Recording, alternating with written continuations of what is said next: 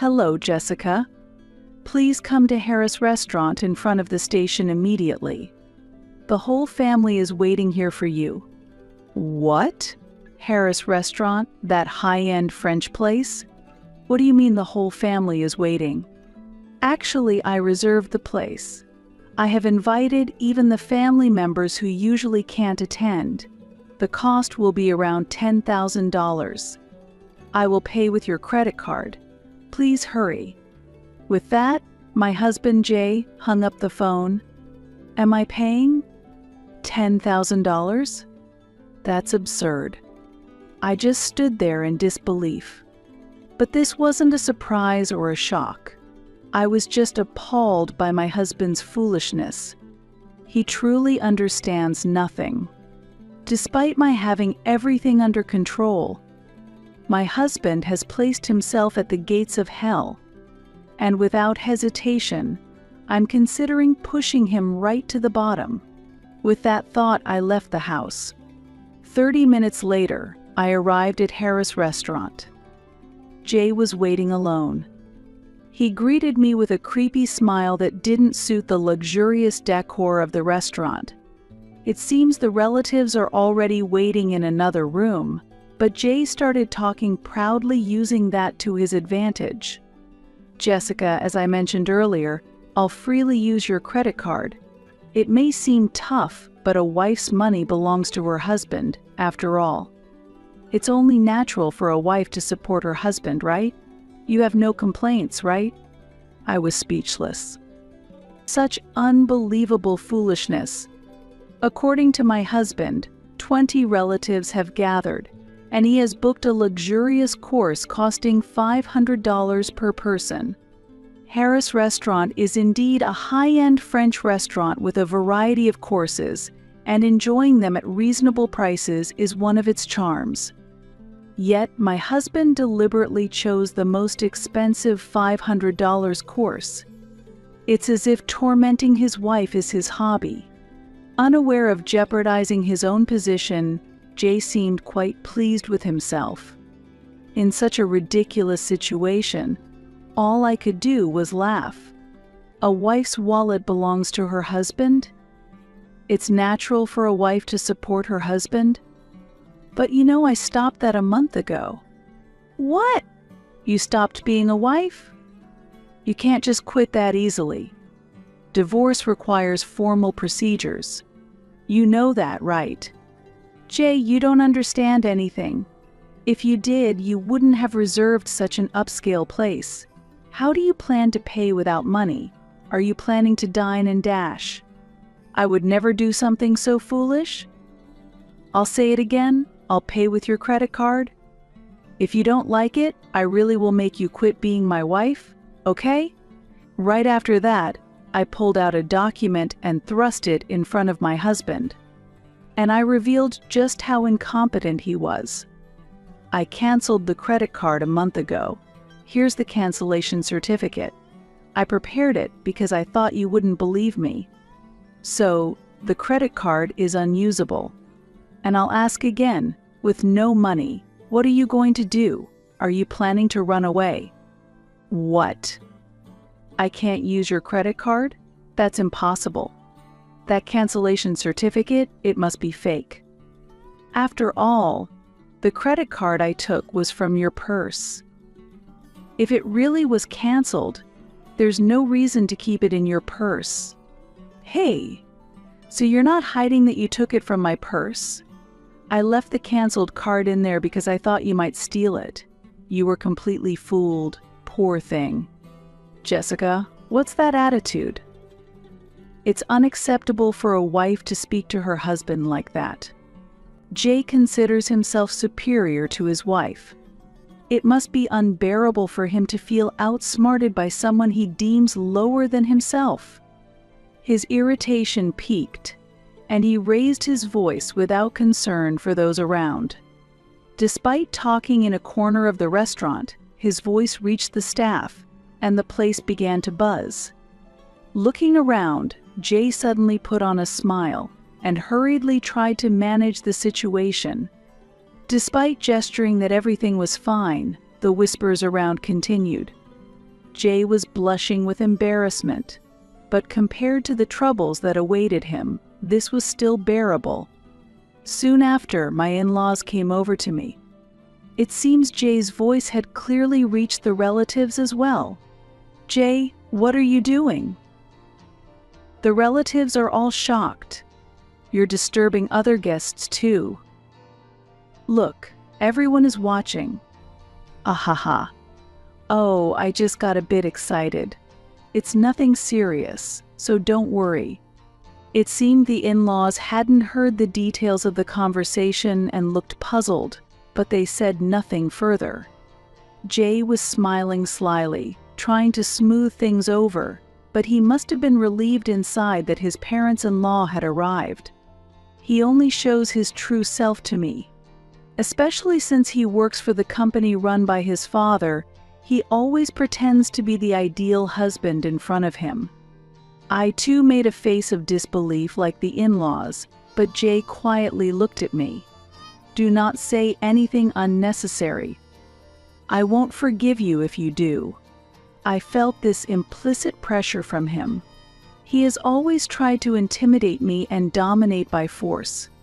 I was scared and I complied, but at that time I couldn't bear it anymore.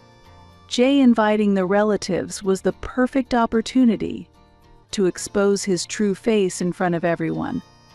I started the conversation with my in-laws. About settling today's bill, Jay planned to use my credit card. He took the card from my purse and reserved the restaurant without my permission. Exclaimed my in-laws in surprise. That credit card was actually canceled a month ago. But Jay doesn't know that and was planning to use it carelessly. He doesn't have any money, so how does he plan to pay? I explained. "Wait a minute, Jessica. I don't understand. Are you saying Jay stole your card and was planning to settle today's payment?" Jay said he would pay today's expenses.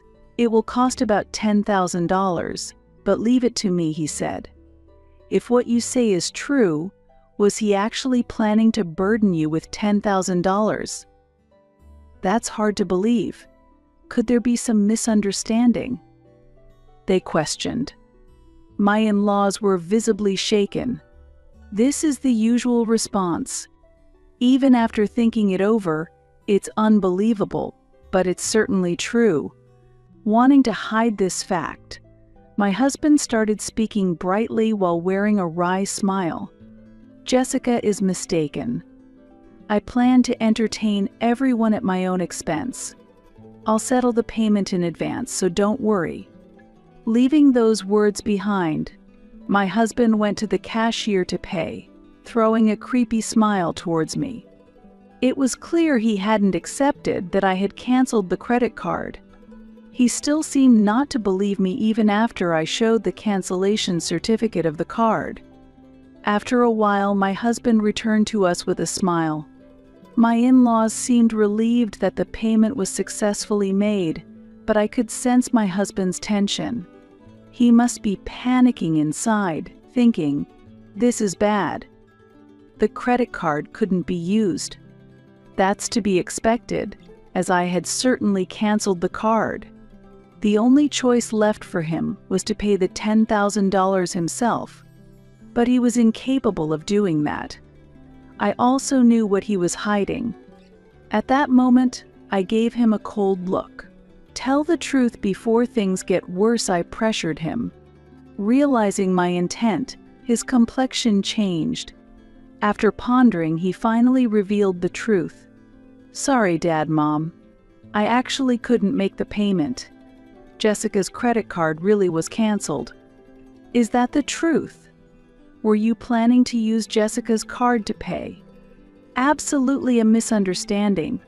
It's true that I intended to pay today's expenses with Jessica's credit card, and I had discussed this properly. I was just shocked to find out the card had already been canceled. I apologize, but I'll have to ask to pay for this myself. I will definitely repay." He was weaving lies and truth to escape. It seemed that was the way out he had devised. With astonishing audacity, my husband whispered to me secretly, Hey, why did you cancel the credit card? Are you trying to embarrass me? Why? It's obvious because I didn't want you to use it without permission. The real issue is using the card without consent, not the embarrassment that follows. Despite my husband whispering, I responded boldly. He interrupted me with a surprised look. Quiet. Don't talk about such things here. Keeping a canceled card in your purse only causes confusion. However, it seemed that my in-laws had overheard our conversation, and they looked at my husband sternly. Jay, what are you doing? What do you mean you tried using Jessica's card? Taking it from her purse without permission is unacceptable. Well, there were circumstances. My husband was short on words when his father pressed him. I decided to explain the events in detail instead, intending to expose his true character in front of his parents. For the past year, Jay has hardly returned home all of a sudden. I understood he was busy, as your company is quite large, father-in-law. However, Jay started going out even on holidays and began missing important dates like my birthday and our anniversary. Moreover, he started caring more about his appearance and began using my credit card without my permission. My parents-in-law looked at each other upon hearing this. Both must have had an ominous feeling. I asked Jay that we spend more time together as a couple and that he stop using the credit card without permission. But he argued that it's natural for a wife to cater to her husband and didn't listen. Worse, he threatened divorce and showed me a divorce form he already signed. "Divorce my father-in-law," exclaimed in surprise. "Have you been making Jessica suffer so much?" My mother-in-law raised her voice. My father-in-law stared sternly at his son, realizing that his illusion of his son being an exemplary husband had shattered, though there was hope that my husband would admit his mistakes. "No, that's not it. What Jessica is saying is baseless. I need to be mindful of my appearance as I am preparing to take over as president. The meetings I attend on weekends are networking events and seminars, part of my work. What's wrong with using joint funds for work-related purposes? If I stop earning, my wife would suffer too." My husband tried desperately to defend himself. It seems he wanted to claim that he was not at fault. My in-laws remained silent. Perhaps they found some reason in my husband's explanation and could not reproach him. However, I knew the truth he was hiding. No matter his excuses, they were meaningless. "Oh, is that so? Then can you still say it's part of your job after looking at this?" With that, I decided to present further evidence to my in-laws. From my handbag, I pulled out a document. It listed the dates, store names, and amounts spent. What is this statement? This is a credit card statement. As you can see, it details purchases of luxury items for women. Why would you have something like that? As I showed the document, my husband hurriedly tried to snatch it, but I swiftly brushed off his hand and stared at him, pressing him for answers. "Why did you purchase luxury items for women with my credit card? Cosmetics and jewelry aren't necessary for your job, are they? Can you explain this specifically?" That was. For gifting to the women at work. I was giving them as birthday presents. It's important to be favored by women in business, you know. The expense involved is inevitable, right? His explanation was perplexing, but considering his reputation at work, there might be some truth to it. Hearing it was for birthday presents might seem reasonable. However, this was the first time my husband failed to convince his parents. Whatever the purpose, the fact remains you used Jessica's card without permission. If it really was necessary, you should have discussed it with Jessica. Buying luxury brands because female colleagues asked for them? That doesn't seem credible. I'm sorry. I apologize for using my wife's card. I promise never to do it again. Please forgive me." With that, my husband made an apologetic gesture towards us and his parents. However, my father-in-law's anger did not subside easily, and he sternly admonished my husband, "Just because you're married doesn't mean you can use a credit card without permission. Moreover, because the amount is substantial, make sure to reimburse Jessica for the money spent." "All right, I'll refund the money." My husband appeared disheartened and seemed reflective as he looked down, but I was still not convinced. Does he think I don't know he's still hiding something? This was just the beginning of the real test. My husband and I, along with his parents, headed to the room where the other relatives were waiting. There, I pulled out my smartphone from my bag and pressed the play button. The sudden playback surprised my husband, and he stared at me in disbelief, his face quickly turning pale. The audio was a conversation between a man and a woman, where my husband was insulting me, and the woman was saying, "Hurry up and divorce your wife." The surrounding family members were shocked by this revelation. "Jay, who is this woman?" I asked. My husband frantically searched for an excuse.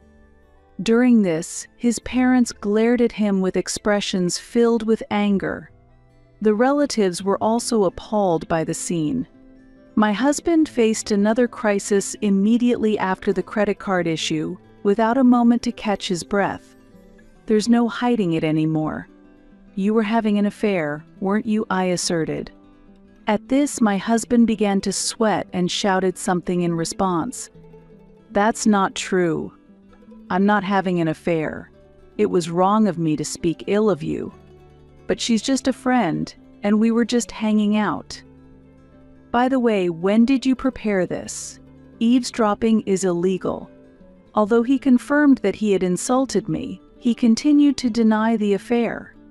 Moreover, he tried to shift the focus of the conversation and point the blame at me. However, I was not backing down. I explained the facts to him so that he couldn't escape them. "Jay, I've been watching you for a long time. The credit card history made the affair obvious. That's why, while you pretended to go to work, I installed a listening device in your car." "A listening device in the car? That's ridiculous. As I said earlier, eavesdropping is illegal. Do you understand that? If it's to catch evidence of infidelity, it's not illegal, as long as it's not for stalking or similar behavior." This strong stance showed that I was prepared to do whatever necessary to uncover the truth, prioritizing my well-being and seeking justice in our troubled relationship. My husband fell silent, fully aware that he was struggling to justify himself. However, he couldn't bring himself to admit it and appealed to his parents and relatives. "Everyone, please don't believe what she's saying. She's trying to trap me. I haven't been unfaithful. What a troublesome person." While sighing, I threw a document at my husband in front of the relatives. "What is this? What do you think?" "It's a demand for compensation." At that, my husband's complexion changed rapidly. "This document is a demand for compensation I sent to my husband's mistress. It was confirmed through investigation. You were having an affair with a woman named Mary. So I visited Mary and demanded compensation from her before you. You met Mary directly and demanded compensation? What were you thinking?" My husband was so shocked that he was rendered speechless. However, he is the one being excessive. It's unreasonable for him to blame me while overlooking his own mistakes. Surprised, aren't you? But she told me everything. She didn't hide your wrongdoings. You were buying luxury items for her with my credit card, weren't you? The excuse about gifts for female employees was obviously a lie. It was all used for her, in fact. Mary told you everything. If the evidence is complete, it's undeniable. Mary also honestly admitted to the affair and agreed to pay compensation because of my card. That's why I brought this compensation claim. My husband looked up at the sky, his face filled with despair. I waved the compensation claim lightly and displayed it in front of my husband. Unable to hide his irritation, my husband raised his voice. "Damn, to think you planned all this without me noticing. Truly a cunning wife." "Eh, wife?" "I was your wife, but that's a thing of the past. I told you a month ago that I quit. Didn't you hear? In fact, the divorce papers have already been submitted. I'm just an acquaintance now." "Did you really submit the divorce papers? Why are you surprised?" "I simply submitted the divorce papers you waved in my face to trouble me. Everything's done through the proper procedures. Any complaints? But you shouldn't just file for divorce on your own. Divorcing without discussion is unreasonable." "It might be unreasonable, but the fact that you used my credit card without permission doesn't change. That's why I filed the divorce papers on my own. Now this matter is settled." My husband was speechless and astonished. It was clear he hadn't anticipated my actions. My in-laws and other relatives watching this exchange seemed to realize that my story was true. Using Jessica's credit card without permission and having an affair. To think we believed you two were happily married and you were committing such betrayals. The entire family grimaced with anger and sternly reprimanded my husband. My father-in-law declared resolutely to my husband, "This marks the end of our relationship as parent and child. Additionally, you are fired from the company." "Fired? Just for an affair? This is too harsh. Think about it calmly." At that moment, a sharp snap sound echoed. It came from my mother-in-law. She had slapped my husband's cheek hard. Tears were brimming in her eyes. Sadness, pity, and disappointment were intermingling in her gaze. "Just an affair? You're the one who's wrong, Jay. You planned to hurt Jessica and just run away." Silenced by his mother's angry voice, my husband said nothing. At that moment, all eyes coldly blamed my husband. Merely an affair, he had said, revealing his irresponsibility. "My wife's money is mine." A wife should devote herself to her husband, he had loudly proclaimed. Such selfish attitudes were unforgivable. My husband remained silent for a while, but his stubbornness was unyielding. He slowly raised his head and declared resolutely, "It doesn't matter what happens. Be it divorce or being fired, I'm going to be with Mary. What did you say?" Surprisingly, my husband defiantly revealed his plans to marry another woman immediately after our divorce.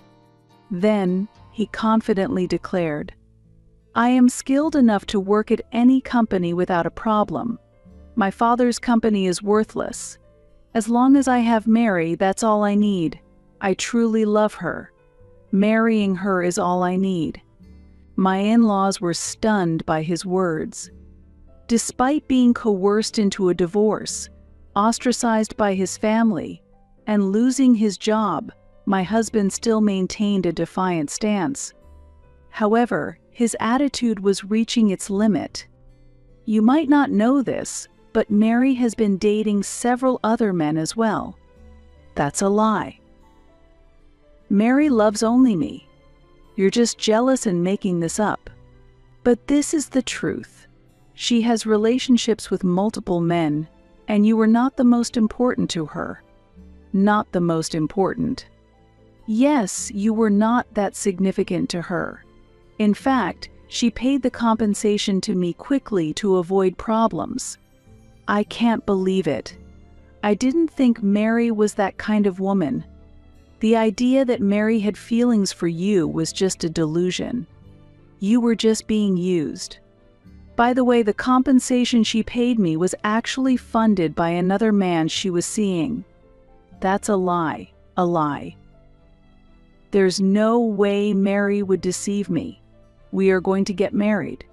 Nothing you do can stop us. It seems my husband still couldn't accept reality. So I calmly confronted him with the truth.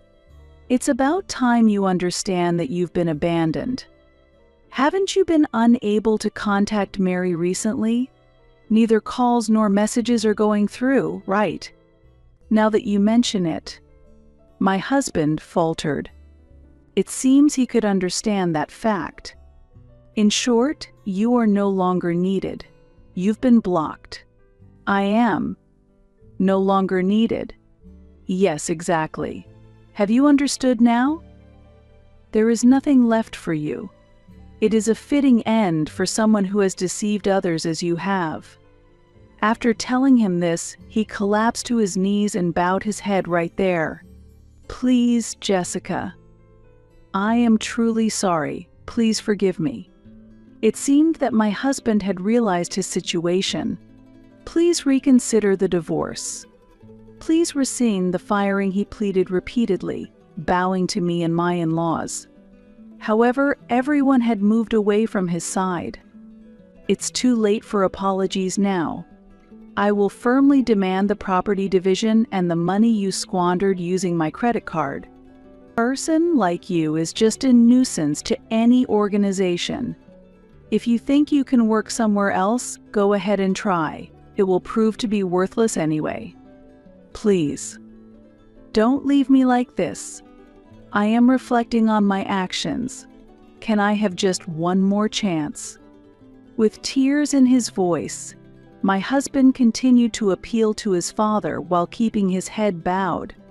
However, my former father-in-law, having given up on his son, ignored him and hurried out of the restaurant. His wife followed him. The relatives also proceeded with their preparations to go home, showing no further interest in my husband. Well, I'll settle the payment then. What? You're paying the $10,000. Of course, I will bill it later. I smiled sweetly. So, he muttered as he collapsed onto his knees. Today, due to my retaliation, it became the most painful day for him. However, this story is not yet over. His ordeal will continue. After the incident, I returned to my parents' house, but I have been receiving numerous missed calls for the past few days. All of them were from my ex-husband, Jay. The phone is still ringing incessantly, and I am aware of the reason why. I had been deliberately ignoring him, but I decided to answer the phone this time to deliver the final blow. Jessica, you finally answered. Please, help me out. I'm truly in trouble. Sounds like a tough situation. What happened? Are you trying to escape debt collectors? What? How did you know that? Did someone tell you? No, I found out through my own research. Jay, you have accumulated a substantial amount of debt, haven't you? Not only have you been giving money to your mistress, but I heard you've also been paying your coworkers to do your job. Despite their repeated refusals, you forced them to comply by exploiting your position as the boss's son, using dirty tactics to keep up appearances at the company and enjoying affairs in your free time, taking on debt just to have your way. Such foolish actions. On the day when the family gathered at that fancy restaurant, when it was discovered that the credit card had been canceled, the only option for Jay was to pay the $10,000 himself. But I knew it was impossible for him to do so. I had already investigated and knew about his significant debt. Jay, this is all the result of your own doing. But you're capable, aren't you? You can surely excel elsewhere. Leaving your father's company shouldn't be a problem, right? Well. The truth is, I haven't found another job yet. All the interviews have been unsuccessful, and I'm being chased for my debts, which has taken a toll on me mentally. Haha, that's exactly why I asked. What can be expected from someone who pushed his work onto others to boost his own performance? Even if you find another job, it won't last. Don't you understand that? Jay couldn't respond. My accusations hit the mark. Unless he reflects on his actions and changes his ways, he'll continue making the same mistakes forever. If things continue this way, he will face nothing but agony, even without my intervention. Jessica, I truly regret everything. I should have cherished you more. I should have worked sincerely at my father's company, but I neglected that. I'm sincerely reflecting, so won't you consider starting anew with me? I must say it's impossible to try again. I believe people can change, but there are unforgivable actions. You deceived not only me but also many others who trusted you. You need to pay the price for that. Of course, you will also fully repay the property division and the money you misused. Escaping is absolutely not an option. After confirming that Jay had fallen silent again, I calmly ended the call. A few days later, I had the opportunity to hear more about Jay's recent situation from my former in-laws. As expected, he hadn't found a stable job to transition to and ended up seeking support from his family. I need help because we're family. Is it okay for our son to end up like this? He was desperately pleading for support with such words. He ignored his family and deceived his relatives, only to ask for help when he himself was in trouble. How can he think such self-centered behavior is acceptable? His thinking has always been self-centered, focused only on himself. The reason Jay has lived so comfortably up to now is because of the help and support from those around him, but I have never once heard a word of gratitude from him. If I had seen his true nature before getting married, I would have never married him.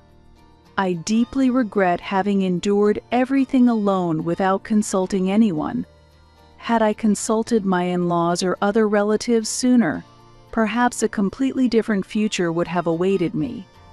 From now on, I will face myself more honestly, aiming to become stronger and more resolute. It's time to say goodbye to the weaker version of myself and step forward with a firm resolution into a new beginning.